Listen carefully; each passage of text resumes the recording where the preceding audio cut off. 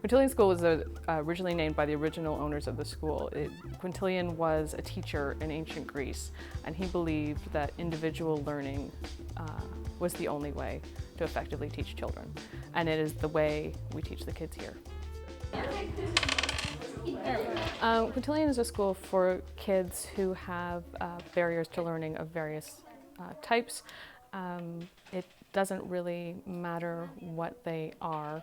It could be Asperger's, it could be PDD-NOS, it could be autism, it could be learning disability of some kind, dyslexia, something like that.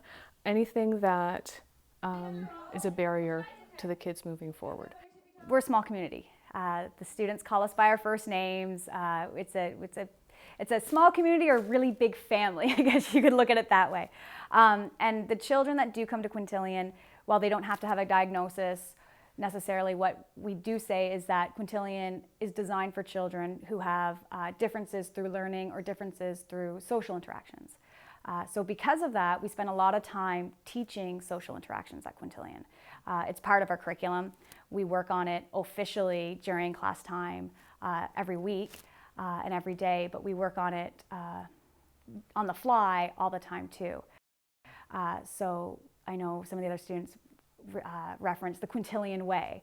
So at the beginning of each year, we work as a community to talk about what we want our school to look like and what kind of environment we want to be in and how are we going to achieve that. I have started Quintilian since 2009, and my last year is this year, 2013. Laura and the other teachers, they help me to try and follow the Quintilian way, but the most important thing that she needs to keep teaching me is you have to treat others the way you want to be treated. Good job. The experience in being with Quintilian has been much better for me as a parent overall. And that's not to say that the regular school system isn't good. It's just that it's big and it's large and there's lots of kids with all kinds of different requirements. And so someone like Connor tends to get a little bit lost in the system, and especially with the way the education system is now, there's just too much need and not enough resources. So when bringing him here, it's been wonderful because there's been lots of one-on-one teaching and focusing on the exact way that Connor likes to learn, needs to learn, and presenting information to him in that format. It holds a lot of mass, so... Well, everyone in here, it feels more, when people come to Quintilian, they tell us it's more like a big family, and I find that too. It's less of a big school where if you might see on Facebook, you recognize it, but you don't know their name. Here, you know everyone's name, and you know everybody. You can address them and say hello to them and smile at them, and I like that. And we do activities in science, such as we experiment with candy in science more than we experiment with actual scientific stuff. And we make like candy bridges, and we make, in this unit we did structures, so it's candy structures. So do you get to eat your work then? Yeah, you get to eat your work afterwards. I bring it home, my parents tell me it's absolutely disgusting. Hold the mass. Maya. Triangles? Okay. Something that we felt really important when we were designing Quintilian is that having smaller class sizes. And that in our classes, we have a maximum of 10 children in a class, a teacher, and an EA. So that's a 10-to-2 ratio.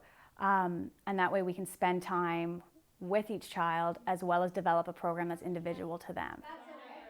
My favorite activity here is definitely recess.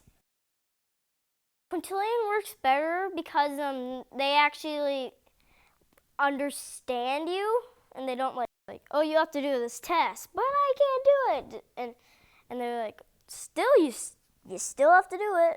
You know, in this class we don't even do tests. And I look up wrestlers. You should see. So speaking as a parent, my daughter came to Quintilian several years ago because her needs were not being met in the classroom, despite the fact that they loved her and she was a lovely child.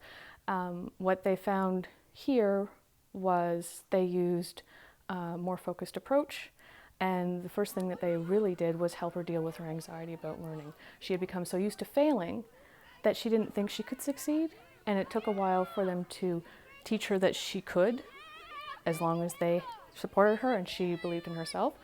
It sounds a little trite, but it's so true. If you don't feel like you're getting success, it's hard to continue learning. Who can put this on the grid? Jim, can you? I live, breathe, sweat, cry Quintilian. I don't have children. I never thought I would be a teacher, but what makes it real for me is that I'm here, I'm with these kids that a lot of people have said, you're never going to be able to read. You're never going to be able to be in a classroom. You have a behavioral problem, or you deserve to sit in a principal's office all day. You can't even be in a classroom. And so then these kids come here, and all of a sudden they feel like they belong somewhere and that they matter, and that for me is worth it. That's why I'm here. So that's my connection. That's why I'm here and why I'm still here after this many years.